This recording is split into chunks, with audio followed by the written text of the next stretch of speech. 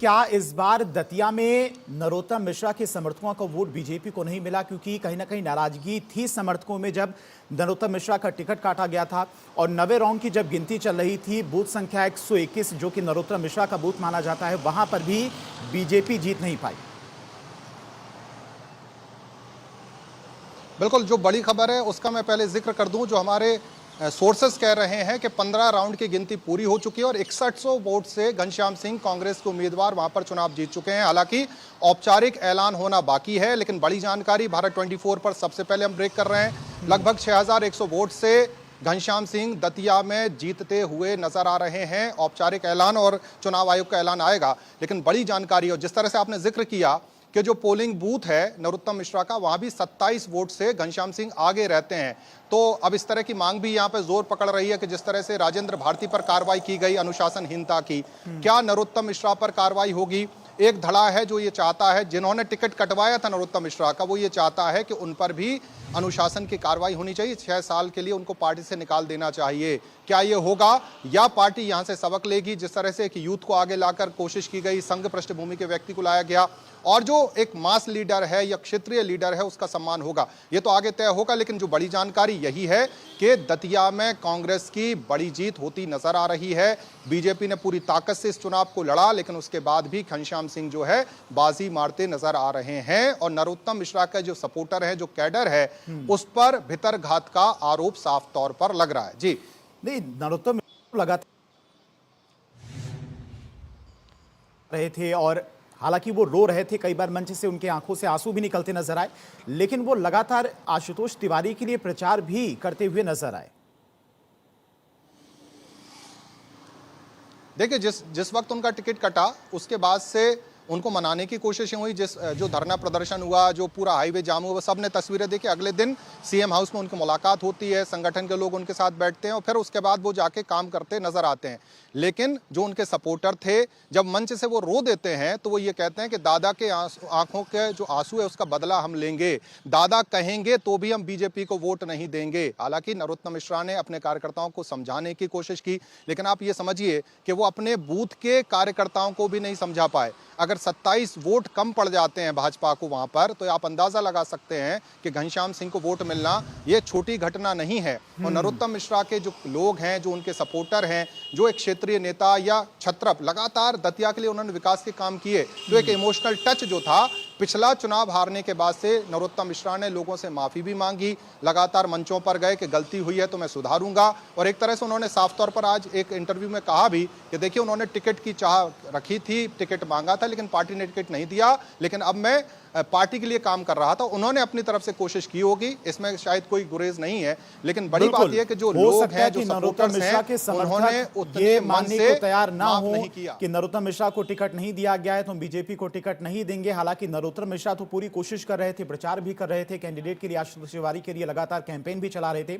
पूजा, आपके पास आना चाहेंगे, दतिया और बांकीपुर सीट, क्या मैसेज बीजेपी के लिए प्रयोग किया गया था? बांकीपुर सीट बीजेपी का गढ़ था, वहां पर बीजेपी के अध्यक्ष नितिन नवीन लगातार जीतते रहते, सेफ सीट मानी जाती थी। वो सीट चली जाती है प्रशांत किशोर, जिनका स्ट्राइक रेट 0 था विधानसभा चुनाव में, वो ये सीट जीत लेते हैं। तो क्या मैसेज यहां पर बीजेपी के लिए? आप देखिए, 2006 से लगातार नितिन नवीन वहां पर उपचुनाव के बाद चुनाव जीते हैं और ये सीट एक बहुत ही इजी माना जा रहा था शुरुआती दौर में, जिस दौरान में हम देखते हैं कि पहले एक उम्मीदवार का नाम, फिर दूसरे उम्मीदवार का नाम आता है। नितिन नवीन के नाम के कारण से माना जा रहा था कि जब, क्योंकि ये बीजेपी का गढ़ है, खुद नितिन नवीन यहाँ से चुनाव जीते रहे, तो ये सिर्फ बीजेपी के खाते से कोई नहीं ले जा पाएगा। ये एक बड़ा मैसेज है। लेकिन मैं इसमें एक बात और ज़रूर कहना चाहूँगी, क्योंकि हमने ये देखा कि उपचुनाव में आमतौर पर जब जब बीजेपी के हाथ से पारी खिसक गई, उसके बाद बीजेपी ने शानदार कमबैक किया है। तो ये एक शॉर्ट ब्रेक हो सकता है, लेकिन इस ब्रेक के बाद ये भी पॉसिबल है कि बीजेपी की रफ्तार और तेज हो। क्योंकि आपने उत्तर प्रदेश का वो उपचुनाव भी देखा होगा जिसमें विपक्षी पार्टियों ने जमकर कहा था कि देखिए, हमारा जो गणित था वो कितना जबरदस्त फिट बैठा था, जिसके बाद हमने आपको हरा दिया था। लेकिन अब इस बार, क्योंकि देखिए, बिहार की बात करते हैं, दूसरी बड़ी बात, बहुत सारे बदलाव क्योंकि इस बार बिहार की सियासत में हुए। पहले हम देखते हैं कि नीतीश कुमार मुख्यमंत्री, फिर सम्राट चौधरी का का मुख्यमंत्री बनना। और अब जिस तरीके से इस सीट को लेकर यह माना जा रहा था कि अब एक मुख्यमंत्री की बात करें तो एक युवा फेस है, लॉ एंड ऑर्डर के नाम पर हम कार्रवाई भी लगातार देख रहे थे, लेकिन जाहिर तौर पर देखिए ये तो सोचना होगा कि आखिर कहां पर कमी रह गई। जो सीट गढ़ थी, ये जाहिर तौर पर एक मैसेज अच्छा बीजेपी के लिए बिल्कुल भी नहीं है, क्योंकि जो सीट आपकी गढ़ है अगर वो आपके हाथ से निकल जाती है, ऐसे ही अगर हम मध्य प्रदेश की दतिया की सीट की बात करते हैं, वहां पर भी वही सेम सिचुएशन है।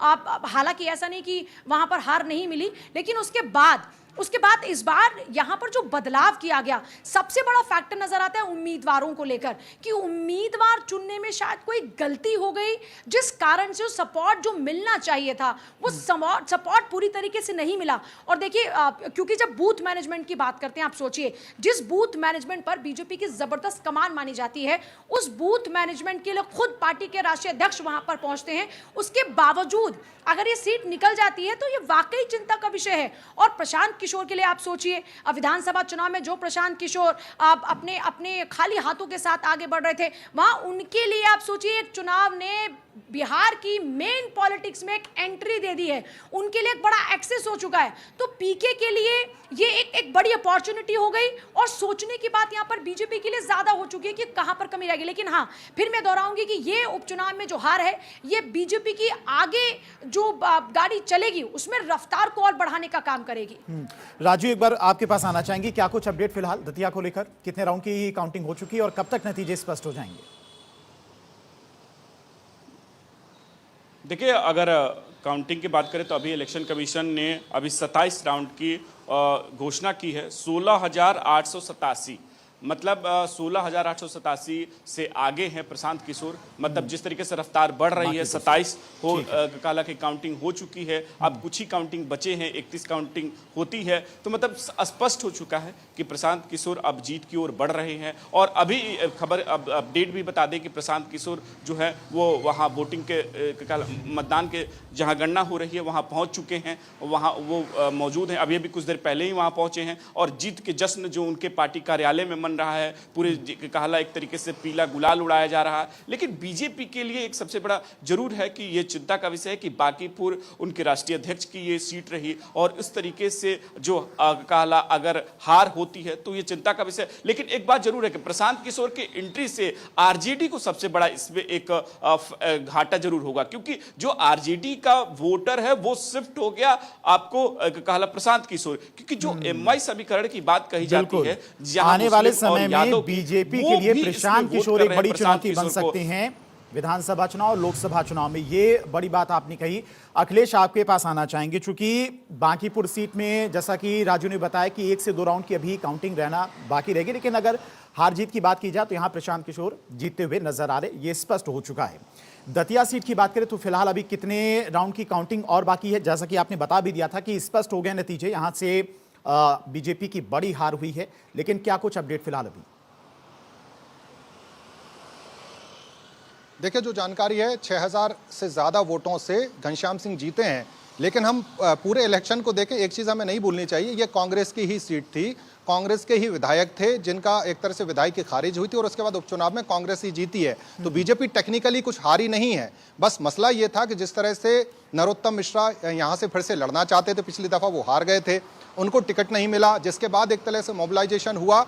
लोग ये मान रहे थे, जो नरोत्तम मिश्रा के कार्यकर्ता थे, कि अगर उनको टिकट मिलता तो वो जीत जाते। लेकिन पिछला चुनाव वो 2023 का विधानसभा चुनाव हारे थे और कांग्रेस यहां से जीती थी। कांग्रेस ने अपनी सीट को रिटेन किया है, लेकिन इस सीट को रिटेन करने से कांग्रेस को, खासतौर से जिस तरह से मीनाक्षी नटराजन केस हुआ, जिस तरह से राज्यसभा में उनका पर्चा खारिज हुआ और उसके बाद निर्विरोध निर्वाचन में राज्यसभा की एक सीट कांग्रेस ने गंवाई थी, उसके बाद फेस सेविंग के हिसाब से उनके लिए ठीक हो सकता है। जीतू पटवारी प्रदेश अध्यक्ष के लिए एक तरह की संजीवनी जरूर हो सकती है, लेकिन बीजेपी के लिए नंबर्स में और ग्राउंड्स पे उस तरह से खोया नहीं है बीजेपी ने, अगर हम उस आंकड़े को समझने की कोशिश करें। 2023 में भी लगभग 7,000 का अंतर था, 7,000 वोटों से हारे थे नरोत्तम मिश्रा, और इस बार भी लगभग 6,000 का अंतर नजर आ रहा है हार जीत में। बिल्कुल, आंकड़ा लगभग वही है। अगर नरोत्तम मिश्रा लड़ते तो क्या वो जीतते, ये एक कहानी चल रही है। और नरोत्तम मिश्रा के सपोर्टर ने क्या सपोर्ट नहीं किया बीजेपी को, ये कहानी चल रही है। ग्वालियर चंबल की हवा बिल्कुल अलग चलती है। वहां पर जिस तरह से लोग हैं और जो आम लोग हैं वो ये चाहते थे कि एक साइलेंट प्लेयर होने चाहिए। जिस तरह से राजेंद्र भारती थे, कुछ वैसे ही घनश्याम सिंह हैं, यहाँ के राजा भी हैं और राज परिवार से होने के कारण एक सिंपैथी भी उनके साथ थी। शहर में व्यापारी जो है उन्होंने कांग्रेस को वोट दिया, जो कि परंपरागत रूप से बीजेपी का वोटर रहा है। यानी कि व्यवसायी या व्यापारी ये चाह रहा था कि देखिए शांति से दतिया पूजा आपके पास में आएंगे, जो चूंकि MLA दतिया में शांति से बीजेपी काम की करता है, लगभग और उसी जीत वजह यहां से पर, शायद अगर बात की जाए दतिया सीट की, तो बीजेपी के यहां पर हार लगभग 6000 वोटों से घनश्याम सिंह यहां से जीत चुके हैं। बांकीपुर सीट की भी नतीजे स्पष्ट हो चुके हैं। मांजलपुर सीट से बीजेपी हालांकि जीत गई है, लेकिन ये 2 सीटें अगर बात की जाए तो यहां पर काफी ज्यादा चुनौतीपूर्ण रहा बीजेपी के लिए, खासकर बांकीपुर सीट की अगर बात करें। इतनी ज्यादा पॉलिसीज में चेंज किया गया। प्रधानमंत्री मोदी की तरफ से जो वादे किए गए थे विधानसभा चुनाव में, उन वादों को पूरा करने के लिए सरकार के द्वारा लगातार कदम भी उठाए जा रहे हैं। सम्राट चौधरी उन वादों को पूरा कर रहे हैं, लेकिन बीजेपी सत्ता में होने के बावजूद भी अपने राज्य में अगर एक सीट हार जाती है उपचुनाव में, और वो भी राष्ट्रीय अध्यक्ष की सीट, क्या बड़ी वजह यहां पर नजर आती हार की? आप देखिए, बिल्कुल ये सबसे बड़ा सवाल है जिस बात का जिक्र हम बार बार कर रहे हैं, और बांकीपुर का जिक्र इसलिए बहुत ज़्यादा हो रहा है क्योंकि खुद नितिन नवीन यहाँ से चुनाव जीतते रहे, नितिन नवीन की फैमिली यहाँ से चुनाव जीतती रही। और अब जब ये सीट हाथ से गई, और जैसा हमने देखिए पहले भी इससे पहले जिक्र किया था कि इतने सारे बदलाव हुए, जब सम्राट चौधरी को चेहरा बनाया गया तो ये एक मैसेज दिया गया था कि देखिए एक युवा को हम मौका दे रहे हैं, एक युवा चेहरा हमारे पास में है सीएम के तौर पर, और सीधे तौर पर वो युवाओं से कनेक्ट करेगा। लेकिन ये युवा चेहरा देने के बाद भी ऐसी कहां पर कमी रह गई, ये एक बड़ा सवाल जरूर पूजा, है। राजू और अखिलेश, आप तीनों का बहुत बहुत शुक्रिया तमाम सारी जानकारी के लिए। तो लगभग तीनों सीटों के नतीजे स्पष्ट हो चुके हैं। कुछ राउंड की गिनती अभी बाकी रह गई है दतिया और बांकीपुर में, लेकिन अगर गुजरात की मांजलपुर सीट की बात करें तो वहां पर इस नतीजे स्पष्ट हो चुके हैं, बीजेपी जीत चुकी है।